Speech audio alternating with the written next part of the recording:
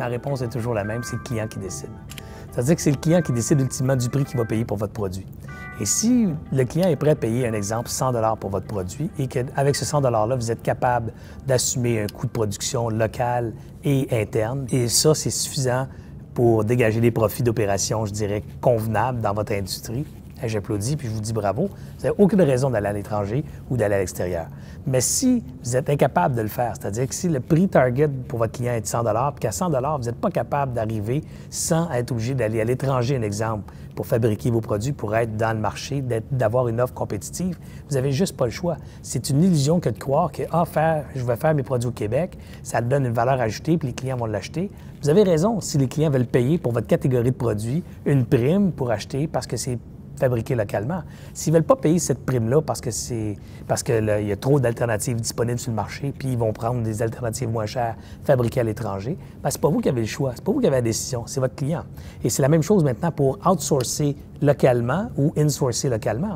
Si insourcer localement, ça vous coûte plus cher ou moins cher, généralement, ça devrait vous coûter moins cher parce que vous devriez avoir du volume. C'est la même affaire encore. Si mon client me permet de le faire avec le prix qu'il paye puis qui est prêt à disposer à payer pour mon produit, me permet de payer plus cher mes coûts de production et de les garder à l'externe, bien, je vais rester comme ça.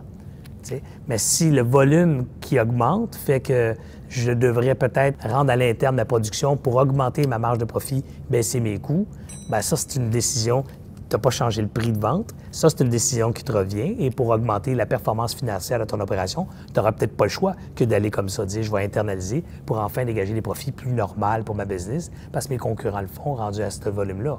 Ou autre facteur, bien, pour augmenter, pas augmenter, mais livrer la qualité que mon client cherche à obtenir en payant 100 $ mon produit, je n'ai pas le choix que de fabriquer moi-même le produit à l'interne, ce qui impacte mes marges à la baisse. Bien, je vais te dire, si tu n'as pas le choix et tu es encore capable d'être profitable dans une opération semblable, fais-le et maintenant travaille très fort à augmenter le volume pour que les frais fixes soient amortis sur un plus grand volume et donc la marge de profit puisse être gagnante, donc en bénéficier de cette économie de volume. Okay?